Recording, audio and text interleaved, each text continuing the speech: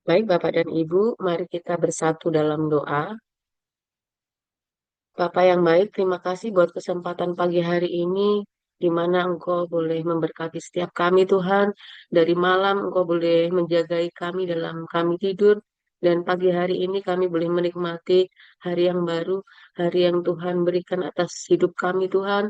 Sungguh anugerah yang luar biasa dalam hidup kami, Tuhan. Engkau masih perkenankan kami untuk boleh kami tetap hidup, Tuhan. Boleh menikmati setiap nafas hidup kami, Bapa. Pagi hari ini kami bersatu hati dengan saudara-saudara kami bersama Tuhan, berfellowship bersama. Mari Tuhan Engkau memberkati setiap hati kami, Engkau buka hati kami, sehingga Tuhan kami boleh memuji Tuhan, boleh menyembah Tuhan, dan kami juga boleh disirami oleh berkat firman Tuhan dengan baik. Terima kasih Bapak, terima kasih Engkau memberkati setiap yang bertugas hari ini, biar tangan Tuhan boleh memberkati setiap petugas-petugas yang ada Tuhan. Terima kasih Bapa yang baik, terima kasih. Hanya di dalam nama Tuhan Yesus, kami siap untuk memuji Tuhan, kami siap untuk menyembah Tuhan.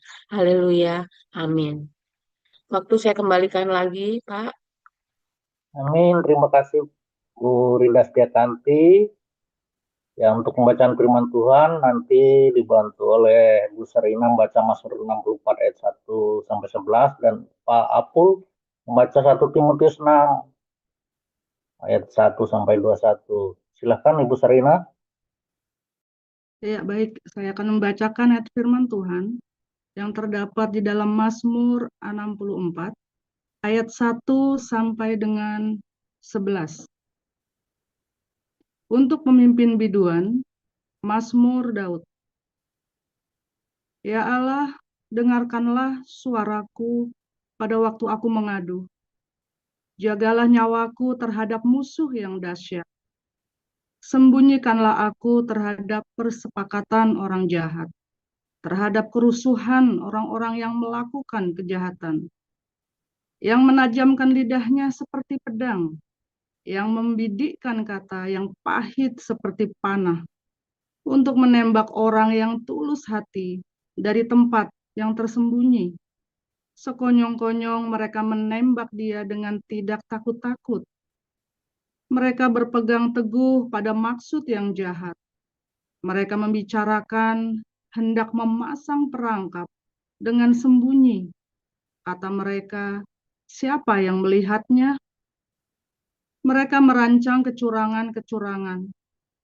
Kami sudah siap, rancangan sudah rampung. Alangkah dalamnya batin hati orang. Tetapi Allah menembak mereka dengan panah. Sekonyong-konyong mereka terluka. Ia membuat mereka tergelincir karena lidah mereka.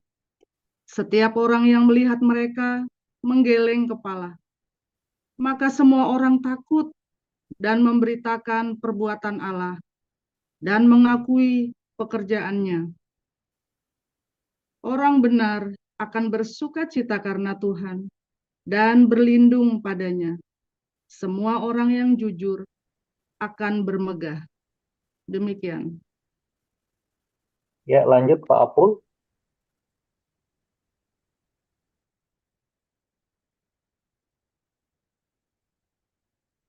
Baik, 1 Timotius pasal 6.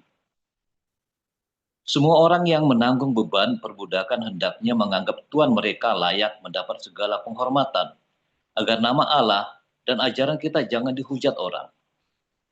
Jika Tuhan mereka seorang percaya, janganlah ia kurang disegani karena bersaudara dalam Kristus, melainkan hendaklah ia dilayani mereka dengan lebih baik lagi. Karena Tuhan yang menerima berkat pelayanan mereka ialah saudara yang percaya dan yang kekasih. Ajarkanlah dan nasihatkanlah semuanya ini.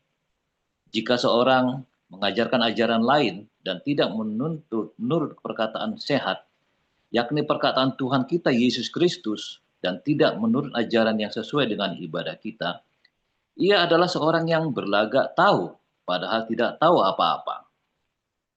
Penyakitnya ialah mencari-cari soal dan bersilat kata yang menyebabkan dengki, cedera, fitnah, curiga, percekcokan antara orang-orang yang tidak lagi berpikiran sehat dan yang kehilangan kebenaran, yang mengira ibadah itu adalah suatu sumber keuntungan.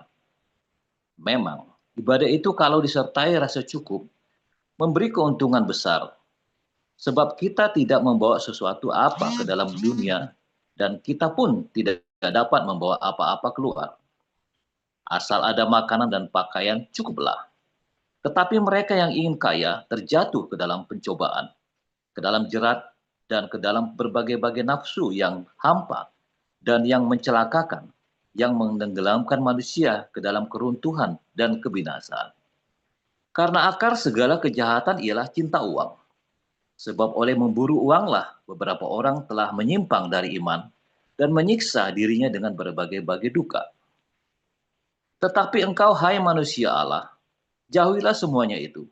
Kejarlah keadilan, ibadah, kesetiaan, kasih, kesabaran, dan kelembutan. Bertandinglah dalam pertandingan iman yang benar, dan rebutlah hidup yang kekal.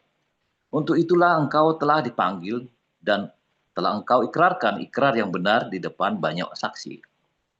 Di hadapan Allah yang memberikan hidup kepada segala sesuatu, dan di hadapan Kristus Yesus yang telah mengikrarkan ikrar yang benar itu juga di muka Pontius Pilatus, kuserukan kepadamu.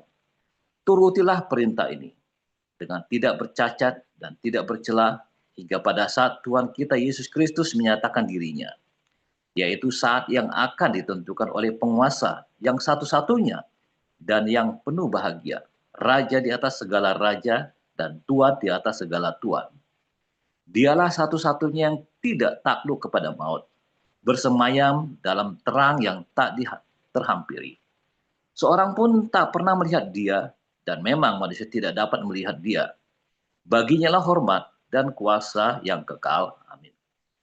Peringatkanlah kepada orang-orang kaya di dunia ini, agar mereka jangan tinggi hati, dan jangan berharap pada sesuatu yang tak tentu seperti kekayaan, melainkan pada Allah yang dalam kekayaannya memberikan kepada kita segala sesuatu untuk dinikmati.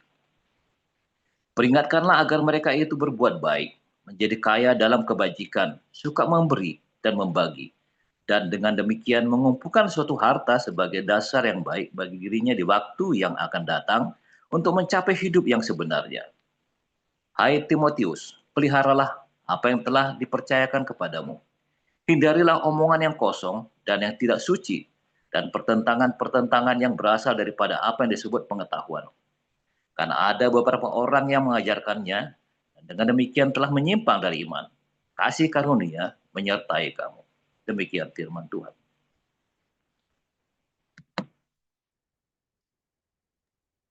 Amin. Untuk firman Tuhan, terima kasih Pak Apul dan Ibu Sarina. Selanjutnya kita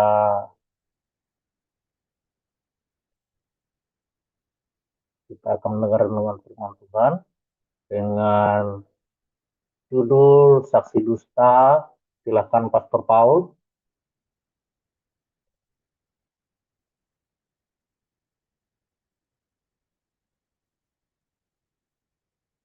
Ya.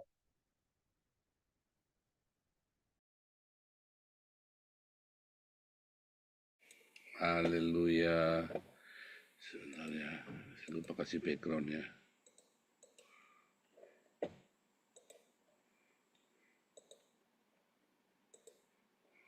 Oke.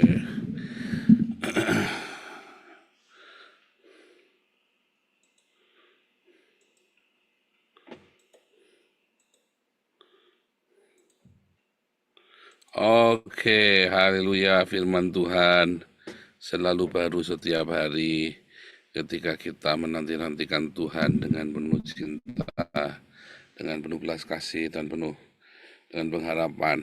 Ya, dan pengharapan itu jangan palsu, saudara ya. Bentar, ini kok jelek nih. Pengharapannya jangan palsu. Pengharapannya, hendaklah pengharapannya itu disertai dengan kebenaran, saudara ya. Banyak orang sekarang ini mencoba bersaksi. Ya, kalau Anda lihat orang-orang Islam ini kan bersaksi, aku bersaksi. Ya, tetapi yang diucapkan sebenarnya adalah saksi dusta, karena aku bersaksi bahwa tidak ada Allah ya yang lain. Jadi kamu tahu Dari mana kamu tahu? Sebuah kesaksian, apa yang kamu lihat, kamu dengar, kamu rasakan. Aku bersaksi. Kamu bersaksi dusta karena kamu nggak tahu ada Allah lain, ya kan? Aku bersaksi. Oh, Muhammad itu apa? Utusan. Dari mana kamu tahu? Aku bersaksi. Dari mana kamu tahu dia diutus? Karena kamu tidak ketemu Jibril kok. Tetapi ketika orang Kristen bersaksi, ya, apa yang kamu lihat, apa yang kamu dengar, apa yang kamu rasakan ketika kamu berjalan bersama dengan Tuhan Yesus, itu adalah kesaksianmu. Kalau kamu percaya Yesus sungguh Tuhan dan Juru Selamat, buktinya apa? Apa buktinya? Buktinya adalah ada sukacita dalam hidupmu dan sukacita itu kamu saksikan. Itu namanya bersaksi di dalam Kristen. Ya, bersaksi. Aku sendiri menyaksikan kemurahan Tuhan Yesus dalam hidupmu. Menyaksikan keajaiban Tuhan, mujizat terjadi dalam hidupmu. Menyaksikan pemulihan yang dari surga buat keluargamu. Itu namanya kamu bersaksi bahwa ada kuasa. Kamu bersaksi tentang Tuhan.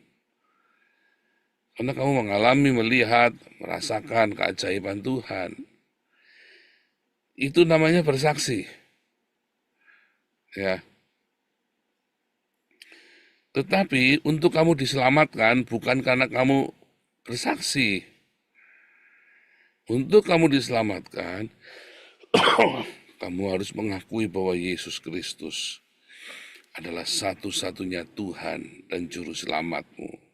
Ada di dalam Roma 10 ayat 9. Ya, barang siapa mengaku ya dengan mulut bahwa Yesus adalah Yehova, bahwa Yesus adalah Sang Yehova, ya, Tuhan Yehova, ya, YHWH, dan percaya di dalam hatinya bahwa Allah telah membangkitkan Yesus dari antara orang mati, alias ada penyaliban, kematian, dan kebangkitan, maka kamu akan diselamatkan. Mengapa bisa begitu, saudara? Pengakuanmu bahwa Yesus adalah Sang Yehova. Dan kamu memanggil Yehova itu kan Tuhan. Artinya kamu menaklukkan hidupmu kepada Sang Tuhan itu. Kamu bukan lagi budak dari iblis. Kamu bukan lagi pengikut dari kegelapan. Tapi kamu adalah pengikut dari Sang Tuhan, Yesus, yang mengajarkan untuk mengasihi, mengampuni, dan memberkati. Tetapi kalau kamu berkata, ya, aku mengaku Yesus adalah Tuanku, yang mengajarkan, inilah perintah baru bagimu, katanya Tuhan kita, Yesus. Hendaklah kamu saling mengasihi, tapi kamu masih suka mendendam, kamu masih suka memusuhi, ya kamu suka membalas dendam ya, dan kamu pelit, kikir, tidak suka memberkati. Maka kamu bukanlah pengikut dari Sang Tuhan. Kamu sedang mengikuti siapa? Aku nggak tahu. Tanyakanlah pada dirimu sendiri. Apakah benar kamu sedang mengikut perintah Tuhan kita Yesus Kristus, tapi kok ya kamu suka mendendam, suka balas dendam? Ada sekumpulan ibu-ibu ya kemarin ya, Batak itu ya, mau balas dendam sama Rudi Yohanes ya. Memang Rudi Yohanes memang jahat sekali ya, memang dia Yudas Iskariot. Tapi dia jahat sekali. Tapi apakah perlu Anda balas dendam? Padahal Tuhan Yesus berkata, ampunilah musuhmu. Tapi ini ibu-ibu ini sudah saya nasihati, saudara. Apa nggak sebaiknya dendam kamu itu kamu ganti dengan yang positif? Berapa sih kerugiannya yang dicuri? Atau berapa sih untuk membangun GPI Kairos? Ayo, kita bangun sama-sama. Tapi orang-orang ini lebih suka untuk balas dendam. Apakah mereka pengikut Yesus? Bukan. Jadi apakah mereka mengaku dengan mulut Yesus Kristus adalah Tuhan? Mungkin, tapi bohong. Maka dia sedang bersaksi dusta. Ya, saudara, dia sedang bersaksi dusta. Nah, ketika dia berkata Yesus adalah Tuhan, tapi ada pengampunan, itu baru benar. Siapa di sini yang masih ingin balas dendam? Dendam kusumat. Karena kamu sedang bersaksi dusta bahwa kamu adalah pengikut Tuhan Yesus. Karena Tuhan Yesus berkata, kasihilah musuhmu, berkatilah orang yang menganiaya kamu, janganlah membalaskan yang jahat dengan yang jahat, tapi berkatilah, doakanlah musuhmu. Siapa di sini yang tidak suka bersedekah? Yang kikir, maka kamu pasti bukan pengikut Yesus. Yang lebih suka membangun gedung gereja daripada bersedekah untuk sesama, membantu orang yang kekurangan. Maka kamu bukan pengikut Yesus. Sekalipun kamu mengaku, sekalipun kamu sering penginjilan di TikTok, sekalipun kamu terkenal katanya memurtadkan orang Islam, sorry saudara, tugas kita bukan memurtadkan orang Islam. Tugas kita adalah memberitakan Yesus Kristus adalah Tuhan dan Juru Selamat, serta mengajarkan ya bagaimana mengasihi, mengampuni, dan memberkati. Tapi kalau Anda lebih suka membangun gedung yang mewah daripada Anda berbagi dengan sesama, maka Anda bukan pengikut Yesus. Anda sedang ikut yang lain. Berarti Anda sedang bersaksi dusta. Pendeta-pendeta yang suka sekali dengan hedonisme dan tidak peduli dengan kondisi jemaatnya dan kondisi yang terjadi dengan sekitarnya, maka mereka sedang berdusta. Mereka adalah para pendusta. Ya, yang orang-orang yang bersaksi dusta karena tidak ada kasih di dalam hatinya. Beneran saudara ya. Siapa di sini yang gerejanya lebih banyak untuk membangun gedung mewah, beri peralatan mewah daripada untuk membantu jemaatnya dan menolong sesama? Maka dia adalah gereja pendusta, kumpulan jemaat pendusta yang dipimpin oleh gembala pendusta yang sedang bersaksi dusta. Ya, beneran ini saya kasih pelajaran dasar. Lalu orang-orang ini percaya dalam hatinya bahwa Allah El telah membangkitkan Yesus dari antara orang mati. Tetapi apa artinya kita percaya bahwa El membangkitkan Yesus dari orang mati? Artinya kita juga percaya penyalibannya. Bagaimana bisa dibangkitkan kalau nggak pernah mati? Ya kan, hendaklah setiap orang menggunakan juga penderitaan Kristus, memikul salibnya masing-masing. Tapi kita bohong, sebab kita sebetulnya sedang tidak percaya bahwa salib yang membuat kematian daging kita akan membangkitkan kita. Bahwa Allah bisa Allah yang membangkitkan Yesus dari antara orang mati akan membangkitkan kita juga. Kita tidak percaya, kita tidak mau menderita, kita nggak mau sangkal diri pikul salib. Aduh sombongnya minta ampun. Aduh kita itu kalau kesenggol dikit, senggol bacok. Ya baru pendetamu saya kritik dikit, atau junjunganmu saya dikit. Waduh kalian memaki-maki saya. Artinya kamu sedang tidak mengalami kelahiran baru. Kamu sedang tidak memiliki kematian Kristus dalam hidupmu dan kebangkitannya. Kamu sedang beragama palsu. Simpel ya keselamatan itu ya. Kok berat apa enggak berat? Gampang banget. Itu gampang saudara. Ya hanya dasar kebanyakan orang lebih suka dibohongin. Kebanyakan orang suka bersaksi dusta. Kebanyakan orang suka beragama dengan hawa nafsunya, bukan dengan ajaran yang benar. Simple. Dan sudah saya contohkan kepada kalian semua setiap hari. Saya memberikan teladan. Simple ya saudara ya. Simpel banget, gampang banget. Tapi Anda bandel. Anda lebih suka dengan guru-guru palsu. Anda lebih suka mendengarkan ya pengajaran-pengajaran palsu omong kosong. Ya, yang penting bisa misui wong Islam. Ya, yang penting bisa misui wong Islam. Tapi begitu diajari yang benar, kamu pergi. Sebab kamu tidak sedang mencari Tuhan Yesus, kamu sedang mencari kepuasan hawa nafsumu buat misui wong Islam. Karena orang Islam ini memang kelewatan, ya kan? Tapi kamu harusnya mengasihi musuh. Lalu ada yang mengkritik, ngapain kita kasih makan orang Islam, Pak Paul? Mubazir. Maka saya bilang, kamu pasti belum lahir baru. Kamu pasti tidak mengerti bahwa kita disuruh memberi makan musuh-musuh kita. Tanpa tanya agamanya apa. Kita disuruh menolong tanpa tanya agamanya apa. Kalau kamu berbuat baik hanya kepada orang yang baik kepada kamu saja, pemungut cukai juga melakukannya, kata Tuhan Yesus. Lalu kamu hanya mau berbuat baik kepada yang baik kepada kamu saja. Kamu tidak beda dengan orang-orang biadab itu, saudara. Kamu nggak beda. Simpel sekali pengajaran Tuhan Yesus. Tapi kita mau yang ribet, ya. Kita mau yang hingar-bingar. Kita mau yang penuh dengan hawa nafsu.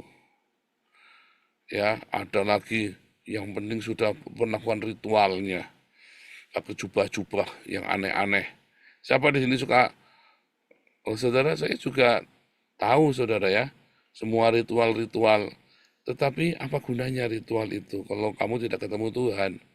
Dan orang yang suka dengan ritual biasanya tidak ketemu Tuhan. Dia orgasme ketika ketemu dengan ritualnya. Dia tidak bertemu dengan Tuhan, tapi dia sedang masturbasi spiritual, masturbasi rohani. Ya, makanya akhirnya dia bersaksi dusta terus. Akhirnya dia selalu mengatakan kebohongan demi kebohongan tentang Tuhan. Bahkan ketika dia mengatakan yang baik tentang Tuhanmu itu bohong. Hanya retorika agama saja. Dan kamu sendiri tidak mengerti apa-apa. Ya, sayang sekali ya, eman-eman ya, saudara, hidupmu kamu sia-siakan. Terus buat apa kamu beragama, buat apa kamu percaya kepada Tuhan? Kalau cuma retorika basa-basi doang, saya emang nggak mau, saudara. Ya, mendingan jadi pendosa sekalian. Mendingan jadi pendosa sekalian, iya kan? Atau ya saya belajar sungguh-sungguh tentang cintanya Tuhan. Indah sekali, saudara, kalau kamu mengerti cintanya Tuhan. Hidupmu tenang. Hidupmu penuh dengan kemenangan, penuh dengan kemerdekaan. Kalau kamu mengerti cintanya Tuhan Yesus dan kamu menyaksikannya dengan mata kepalamu sendiri, dengan hidupmu sendiri cinta itu, ada kemenangan dalam hidupmu, saudara. Ya, haleluya, Tuhan Yesus memberkati, alami. Ayo saksikan dan bersaksi tentang cintanya Tuhan.